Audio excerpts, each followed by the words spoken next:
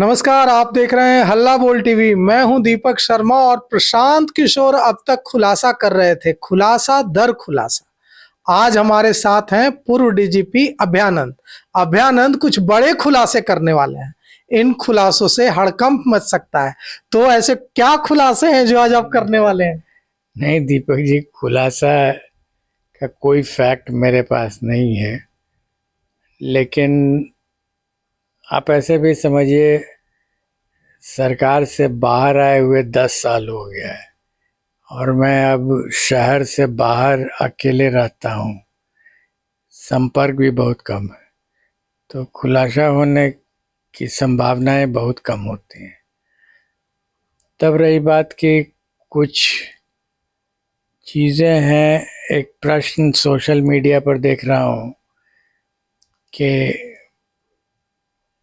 ये जो सूचनाएं मिल रही हैं प्रशांत किशोर को ये लोग कयास लगा रहे हैं कि कहाँ से मिलती होंगी। मैं एक अपने तजुर्बे से इसको रिलेट करके देख रहा था कि जब जैसे मैं एसपी हुआ, बहुत कम एज में एसपी हो गया, जिले में गया, ज्वाइन कर लिया, तो एक क्वेश्चन कोई भी पूछ सकता है कि आपको भी एज एसपी इंफॉर्मेशन की ज़रूरत होती होगी। बात सही है, क्योंकि बिना इंफॉर्मेशन के एसपी भी ऑपरेट नहीं कर सकता है और हर बार एक नए ज़िले में जाता है, उससे कोई संबंध नहीं रहता है ज़िले में, और फिर भी वो सूचना उसको मिलती है। तो क्यों मिल जाती है और कैसे मिलती है? मैंने जो अपना तजुर्बा किया था वो है कि वहाँ की जनता जिससे आपका कोई संबंध नहीं है, वो आपके साथ तभी इंफॉर्मेशन देगी आपको जबकि उसको लगेगा कि इस इंफॉर्मेशन पर काम होगा। तो काम पब्लिक करती क्या है, वो धीरे धीरे आना शुरू करती है। आपसे कोई संबंध नहीं है, कोई परिचय नहीं है, फिर भी वो आएगी पब्लिक और अनेक अनेक तरह की सूचना दे के चली जाएगी और डॉक्यूमेंट्स भी देगी और डॉक्यूमेंट्स भी देती है। और वही पब्लिक प्रशांत किशोर को दे रही है डॉक्यूमेंट्स और सूचनाएं। एग्जैक्टली तो अंतर इतना ही है कि प्रशांत किशोर जी के पास कानूनी शक्ति नहीं है, एसपी के पास कानूनी शक्ति रहती है और डीजीपी के पास तो बहुत ही कानूनी डीजीपी के पास तो अप्रत्याशित शक्तियां रहती हैं। क्षेत्र बहुत बड़ा होता है ना। पीके प्रशांत किशोर का भी क्षेत्र बहुत बड़ा है, लेकिन अभी फिलहाल वो प्रत्याशी हैं, एक पार्टी लेकर लड़ रहे हैं, अपोजिशन में है। तो मैं इतना ही कहना चाह रहा था कि मेरा जो तजुर्बा था वो बताता था कि आप अगर 100 इंफॉर्मेशन में से 10 में कार्रवाई कर दिए तो धीरे धीरे कानाफूसी से ये वर्ड फैल जाता है पूरे जिले में, ये एसपी बड़ा बढ़िया है, इसको हम दिए थे, आपस में लोग बात करने लगते हैं। उसके बाद जो सप्ताह में 10 पिटीशन पड़ा एनवेलोप में, तो अगले सप्ताह में वो 100 हो जाता है। ये मेरा तजुर्बा था। केवल करना इतना ही है कि सूचना मिली, थोड़ा सा वेरीफाई करके रेड, और एकदम साफ साफ लिखा रहता था फलनवा है, उनके यहाँ आपको ड्रग्स मिलेगा, तो उनके यहाँ आपको इस घर में ऐसे जाइएगा,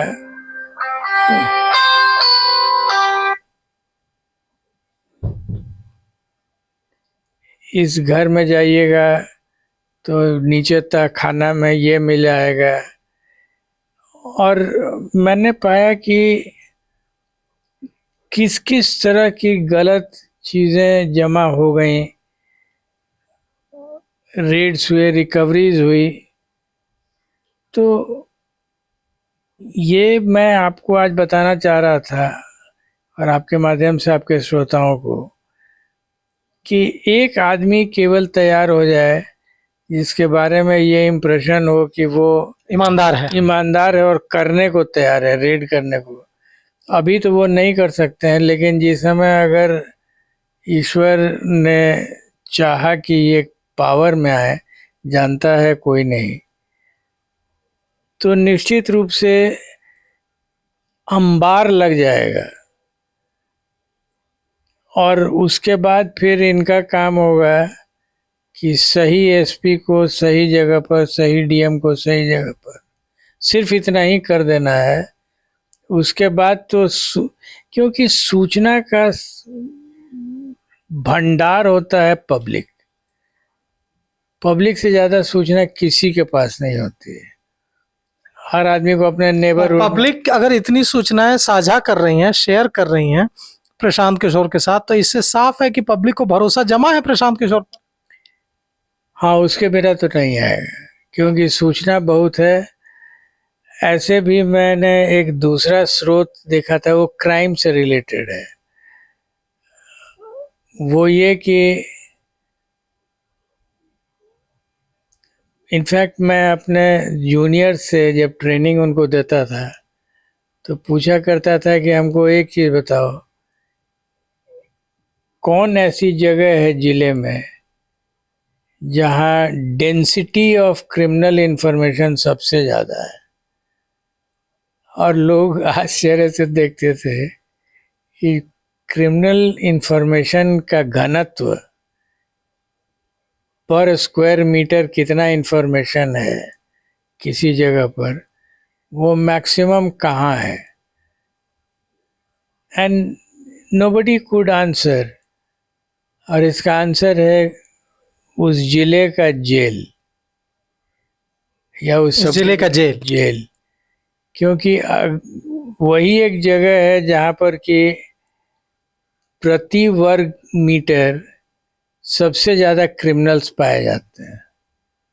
जेल ही ना होगा जहाँ आप बंद करके रखते हैं उनको।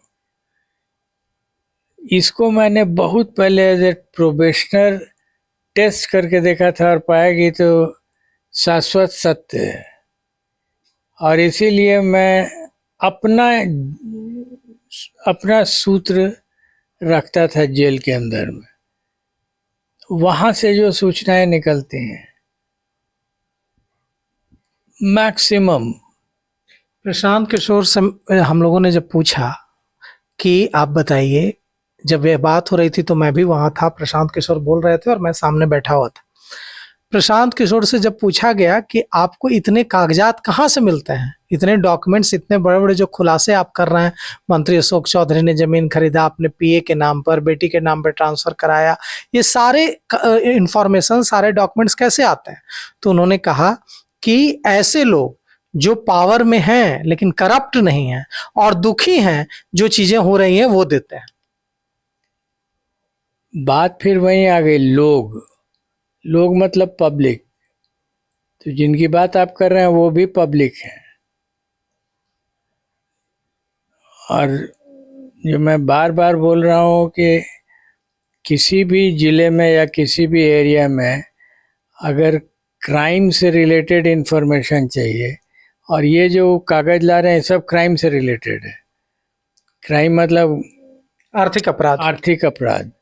तो आर्थिक अपराध किसी ने किया, उसकी सूचना पब्लिक को तुरंत मिलती है। कोई भी अपराध इस देश में आप छिपा के नहीं कर सकते हैं। कुछ दिन के लिए छिप जाएगा, छिप भी तभी तक जाता है जब उसको उभारने वाले लोगों की नीयत खराब होगी, वो भी उसका पार्ट लेना चाहेंगे, तो वो छिप जाएगा थोड़ी देर के लिए। लेकिन अगर उस माहौल में कोई एक ऐसा आदमी आ जाएगा जो तैयार हो जाए कार्रवाई करने को या उस पर एक्शन लेने को, किसी कीमत पर नहीं छिप सकता है। तो प्रशांत किशोर ने जो इतने बड़े बड़े खुलासे किए हैं, इससे भ्रष्टाचार एक बड़ा मुद्दा बन गया है। भ्रष्टाचार बिहार में चुनावी मुद्दा बनता जा रहा है, तो इस चुनाव में भ्रष्टाचार का कितना असर दिखेगा? एक मुद्दा होगा चुनाव में। ये तो पब्लिक डिसाइड कराएगी। आपको क्या लगता है?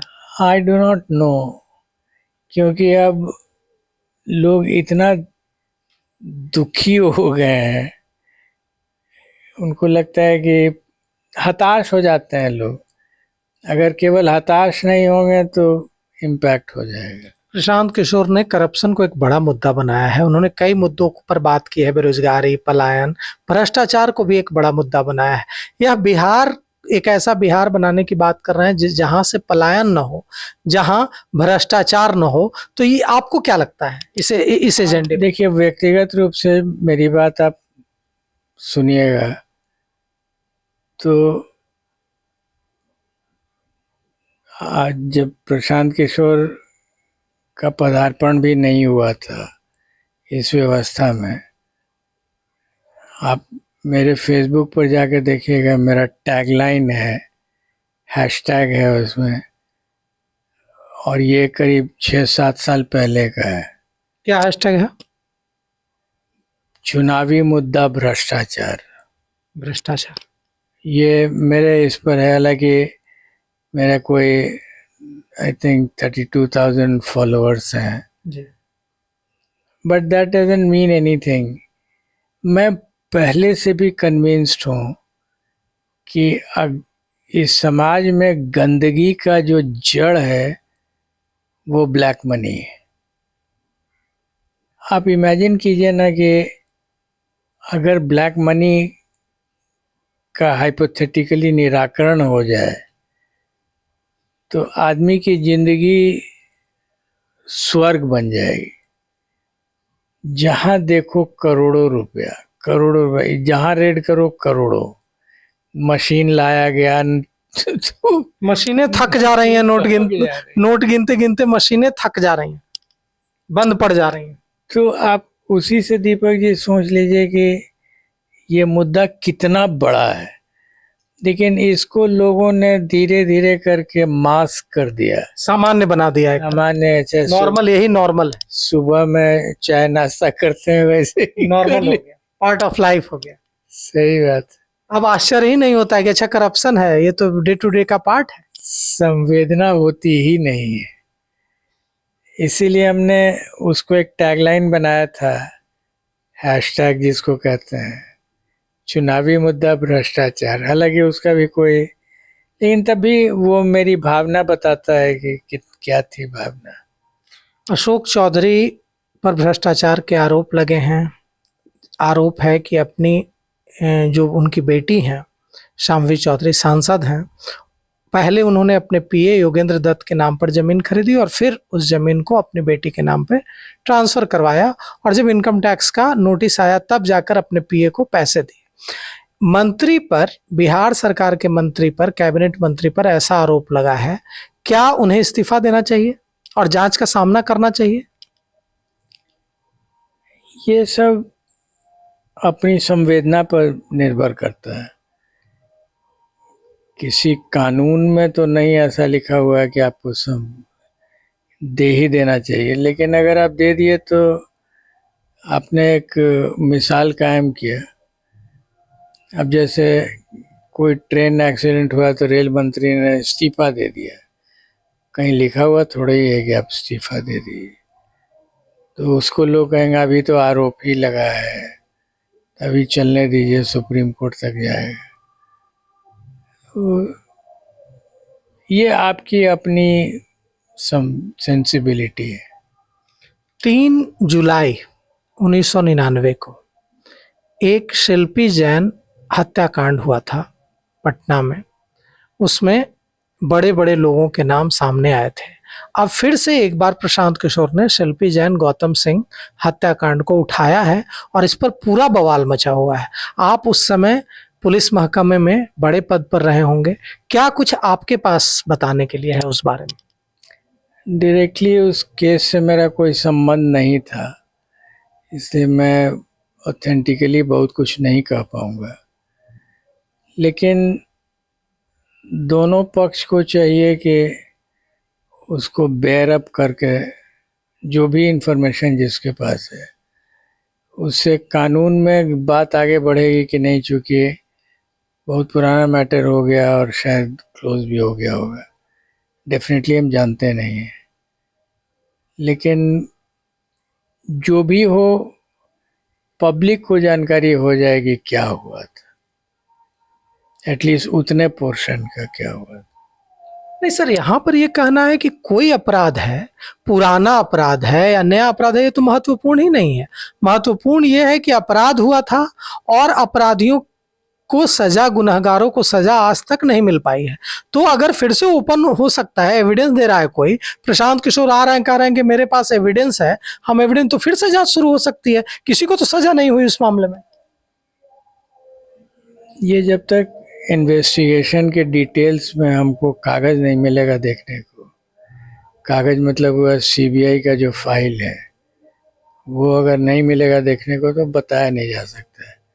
क्योंकि सोशल मीडिया में जो भी बात हो रही है वो थोड़ा सतही तौर पर हो रही जी, है। उसके बारे में जो डिटेल आई है, जो प्रशांत किशोर ने कहा है कि मेरे पास सीबीआई के डॉक्यूमेंट्स आए हैं, मैं इनको सार्वजनिक भी करूंगा। उन्होंने कहा है कि 3 जुलाई 1999 को शिल्पी जैन गौतम सिंह की पटना के फ्रेजर रोड के एमएलसी एक एमएलए आवास के बाहर एक गाड़ी में, एक कार में शव मिला था दोनों का।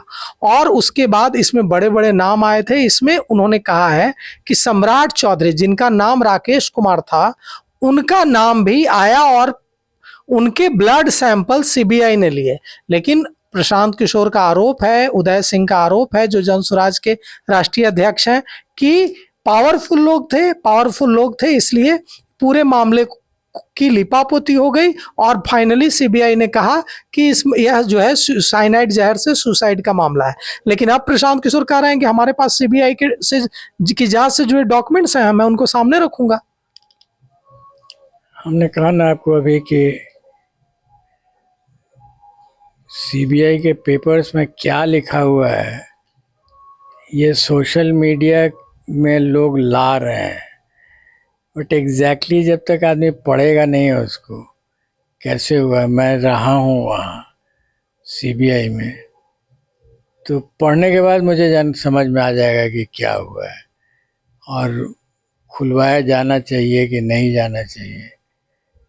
I can give my opinion, लेकिन जी, जब तक मैं देख नहीं लूँगा डायरेक्टली, जो लोग नॉन प्रोफेशनल्स देखते हैं उसको, उससे आपका अलग नजरिया, मेरा नज़रिया अलग हो जाएगा। जी। एक सीधे सीधे कॉन्सेंस का सवाल है कि कॉन्सेंस क्या कहता है। एक व्यक्ति हैं, नाम है सम्राट चौधरी, बिहार के डिप्यूटी चीफ मिनिस्टर हैं।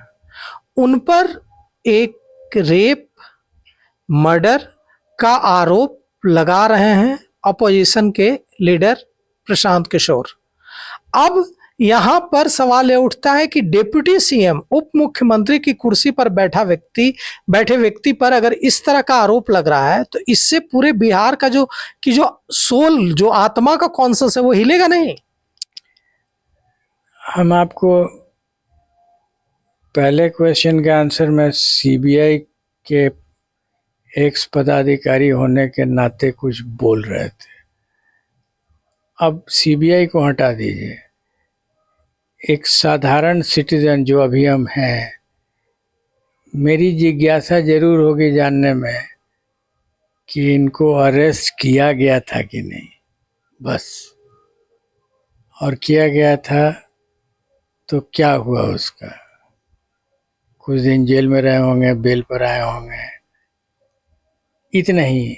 रेस्ट केस में क्या हुआ, इसमें ज़्यादा इंटरेस्ट अब एक सिटीजन के रूप में नहीं हो सकती।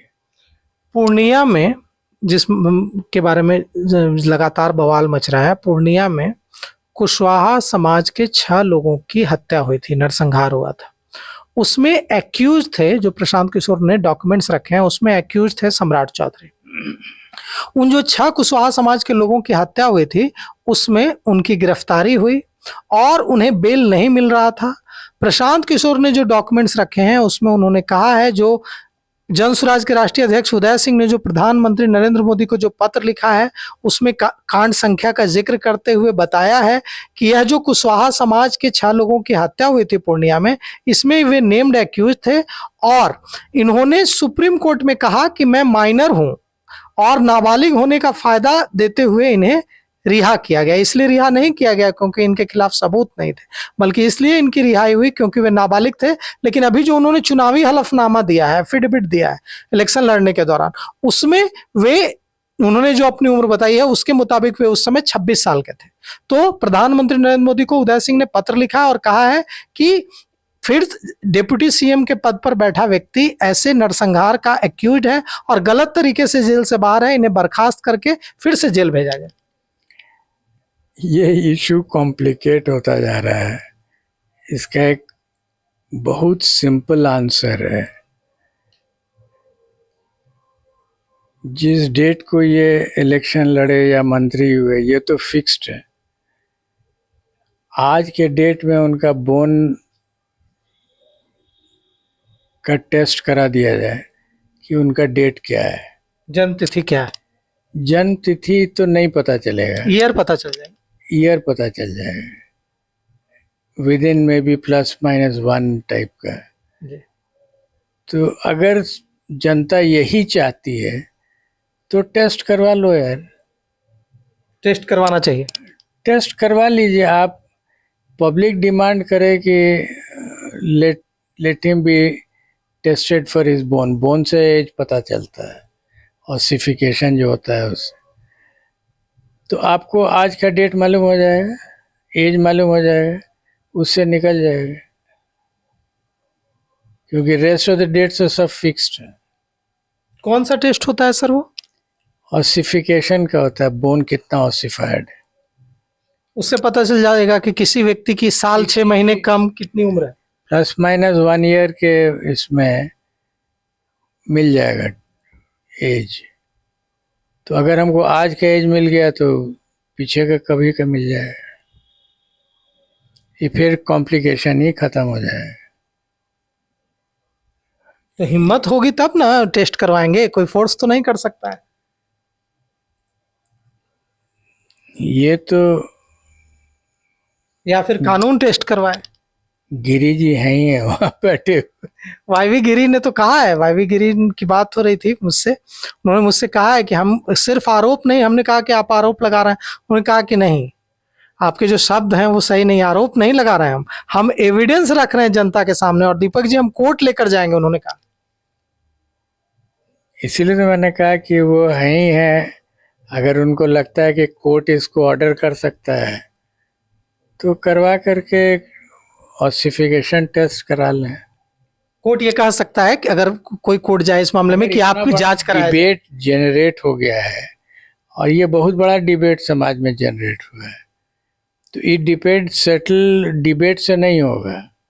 और कोर्ट में भी तो जज ही कोई बैठेंगे ना, तो जज कहेंगे हम कौन सी बात माने, इस कागज को माने कि उस कागज को माने।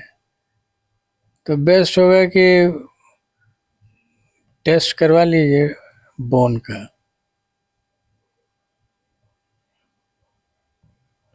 तो सुना आपने, बिहार के पूर्व डीजीपी अभयानंद ने कहा है कि सम्राट चौधरी का टेस्ट होना चाहिए, बोन टेस्ट कराया जाना चाहिए और इस मामले में दूध का दूध पानी का पानी होना चाहिए, क्योंकि पूरा बिहार किसी एक व्यक्ति के उप मुख्यमंत्री तो है नहीं सम्राट चौधरी, जितने मेरे मुख्यमंत्री हैं उतने हमारे साथी अंकित कुशवाहा के मुख्यमंत्री हैं, उतने ही वो बिहार के पूर्व डीजीपी अभयानंद के उप मुख्यमंत्री हैं, सबके पूरे बिहार के उप मुख्यमंत्री हैं। तो बिहार के डिप्टी चीफ मिनिस्टर पर जो आरोप लगे हैं उसका दूध का दूध और पानी का पानी हो ही जाना चाहिए, ताकि जो आम जनता के मन में जो सवाल उठ रहे हैं उनका निराकरण हो सके। तो फिलहाल इस पेशकश में इतना ही। आगे की खबरों के लिए देखते रहिए हल्ला बोल टीवी। शुक्रिया।